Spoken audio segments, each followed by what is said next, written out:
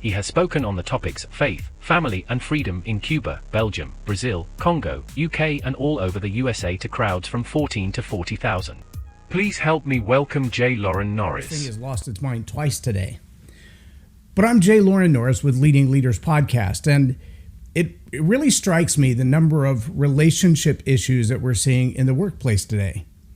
Relationship issues in the workplace that look like I have my own opinions, I have my own way of doing things, and I really don't care about what my immediate supervisor thinks, what my peers think, or what my supervisor's supervisor thinks about it. I'm going to do what I want to. I want to contrast two different books that I read decades apart. It's been about 25 years between the two books. For our extensive video library of leadership lessons promoting faith, family, and freedom. I wish I could put my hands on both books at the same time to show you, but one of those books is called Daddy at Work, and the other of those books is called Woke Inc. by Vivek Ramaswamy. Vivek's book is a completely different reflection on workplace ethics, practices, behaviors, concepts than is Daddy at Work. Daddy at Work, being 2.5 decades old, had a different way of looking at things. One of the things Daddy at Work pointed out was the idea that when Daddy's at work, Daddy understands what it means to protect the boss from the people beneath and to protect the people beneath from the boss. And that protection isn't necessarily, fighting and arguing and that kind of thing. It's a matter of the discretion of saying, I know things that the boss has told me that the people that I serve, that I lead, that I manage, they don't need to know. Which means there are going to be some decisions that I'm going to make, some tactics that I'm going to take that, the rest of the team just won't understand. And I understand why they have to be made, and the boss has given me very clear instructions on what I need to do. But if I try to explain it to everybody, then we're going to have a problem. Now, that seems like an old-fashioned patriarchy, hierarchy idea. In the military, we called it a need-to-know basis. There were people in various levels of an organization that had different levels of security clearances. Those different levels of security clearances were often based on the type of job that you have and the work that you do. They were also often based on your ability to gain security clearance based on your past life, what you did prior to the military, or what you've been responsible for or responsible to while in the military. Just one little caveat. I was a crazy teenager. When I went into basic training in the MEP station, I was signed up already for explosive ordnance disposal because my background prior to that was electronics engineering. That's what I was going to school for. It was a pretty good match for explosive ordnance disposal. However, to be involved in explosive ordnance disposal in the U.S. military, you have to have a top secret security clearance because you're going to be handling some serious top secret weapons. You've got to be able to dispose of weaponry that not only the U.S. uses, but different militaries around the world. And on the day that I went into basic training, I had 13 moving violations on my record. 13. That disqualified me based on my past behavior from getting a top secret security clearance, meaning I could not get the job I had applied for. I wasn't qualified based on past behavior. So the military gave me a couple of other options, things that I could do with a secret security clearance, not a top secret, but a secret, and that's how I became a firefighter. Spent 5 years as a firefighter in the Air Force, did several years as a volunteer after I got out. It's a career that I love, but not what I was called to. But the security clearance was a need-to-know basis. There are things that you just don't need to know, and so we don't tell you. In the corporate world, there's a lot of need-to-know basis as well, and that need-to-know basis has to be protected. It has to be protected at a certain level of an organization's communication. Now, that might be that you get information from the boss, and in that cylindrical, if you will, kind of imagery, you take what the boss gives you and you manage that data, you manage that information, you make decisions based on that, but you don't pass that information on You pass on the decisions, the choices that are made because of that information. You don't pass on that information. You just do what needs to be done because that information is true and relevant to you and your daily function. The people that you lead, supervise, or manage, they don't need to know all the data. They just need to know what their role is in performing the next function based on the data that you have.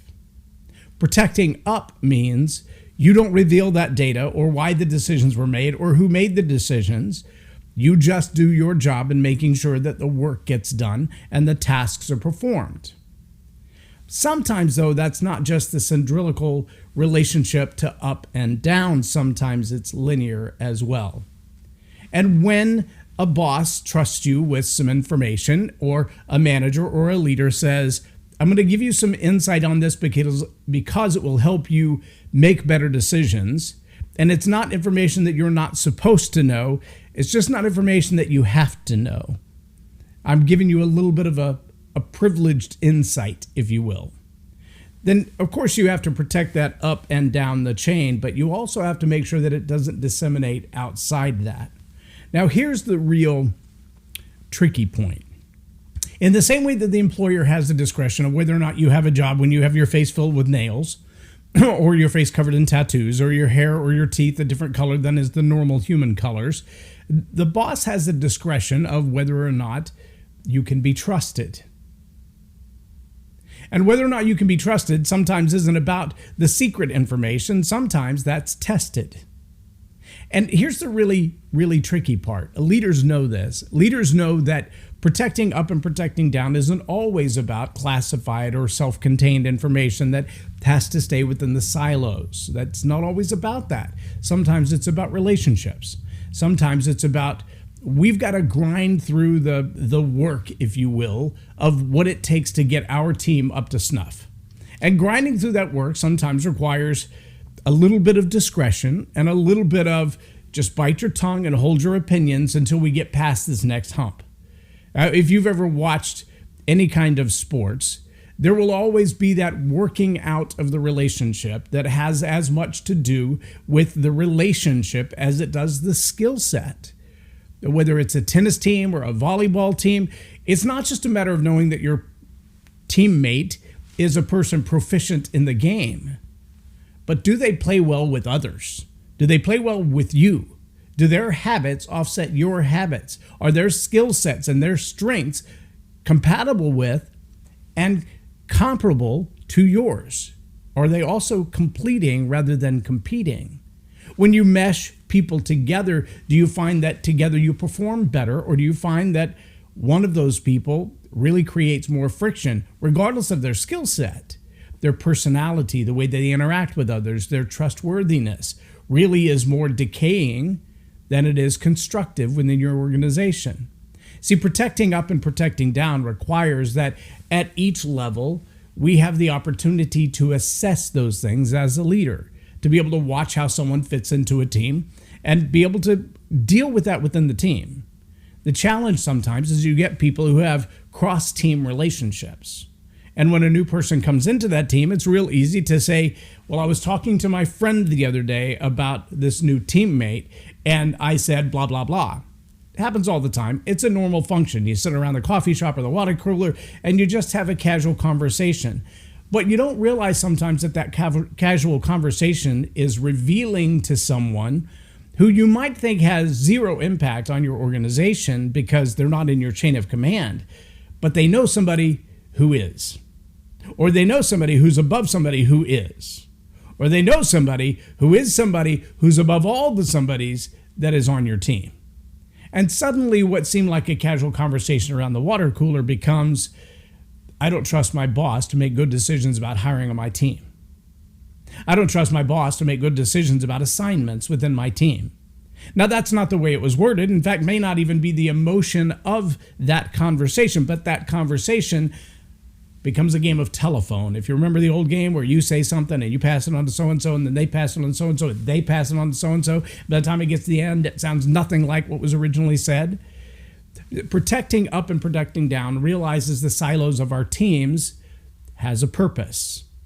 And within that team, just like within a family, if my wife or me as a husband went outside of my family and complained about my spouse or complained about my children to someone else, suddenly I've betrayed the family.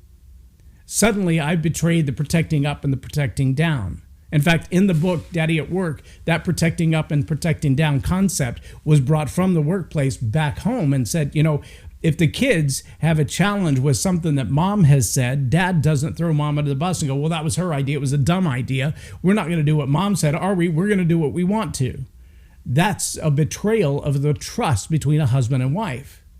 It may seem like you've made brownie points with the kids, but really what you've done is taught the kids not to trust you because you just betrayed the confidence or the trust of your spouse. Not only have you taught them not to trust you, you've taught them not to trust authorities in general, and that's a really bad thing long term.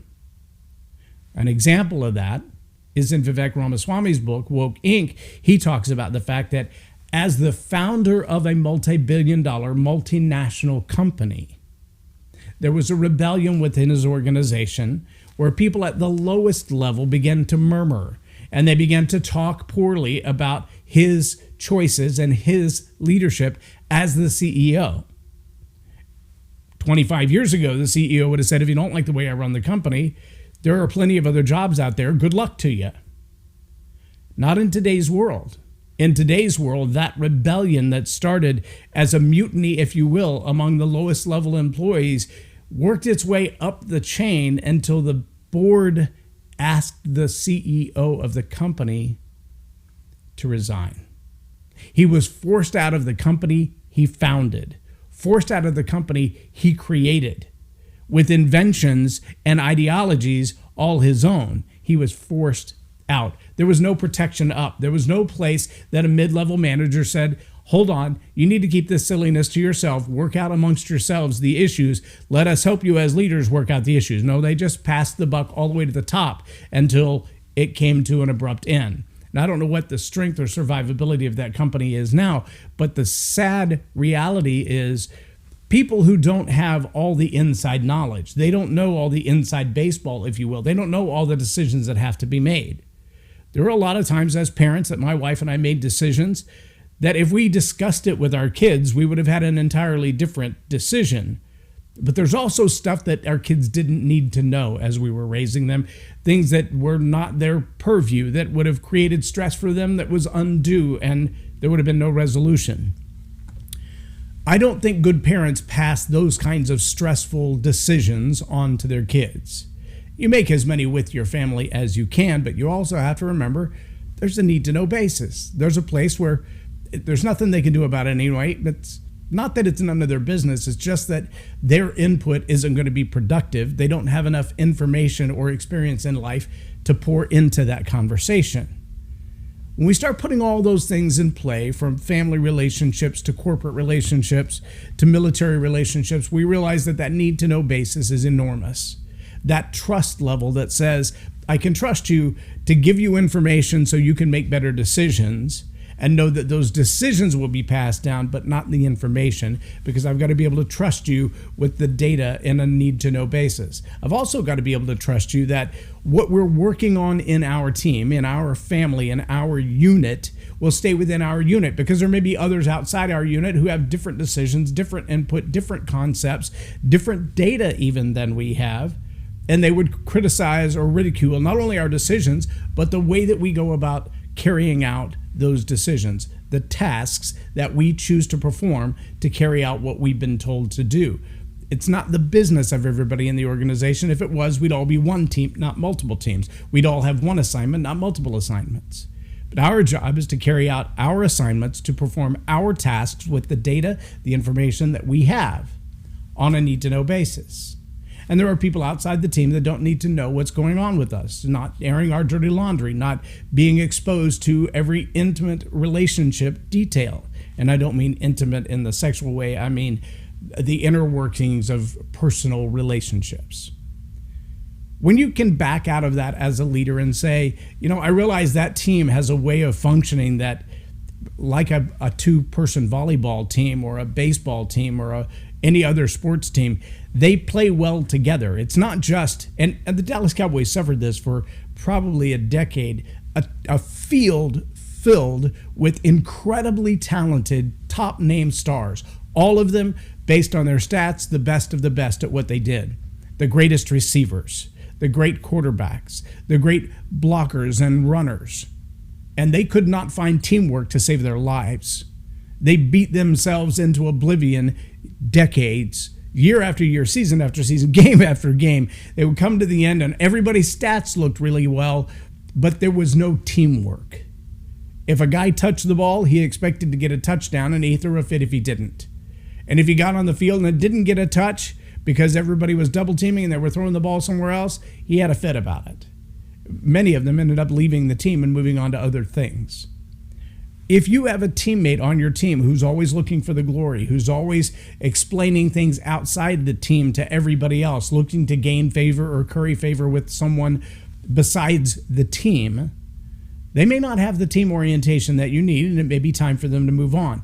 Or it may just be a misunderstanding of saying, I didn't realize how important that was, how isolating what's going on our team is important to protect the team, to protect up, to protect my supervisor and their supervisor and their supervisor, and to protect down, to give opportunity to those who are still learning the ropes, who are still trying to figure out what this team looks like.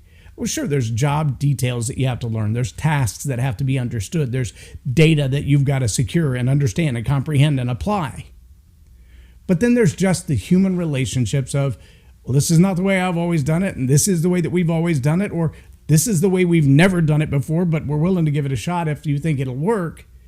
Those kind of things have to be worked out over time. Good leaders leave room for that. Good leaders know to protect up and protect down. Good leaders know what it means to silo that information, protect those relationships, guard that data, and still execute with great precision.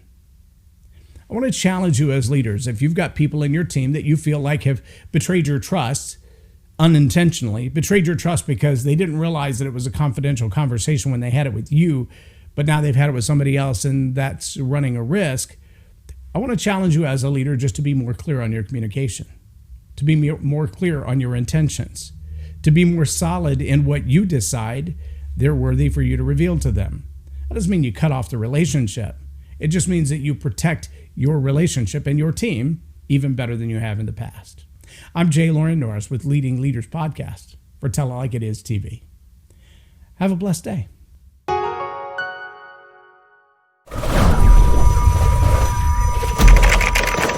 Subscribe now for our extensive video library of leadership lessons promoting faith, family, and freedom.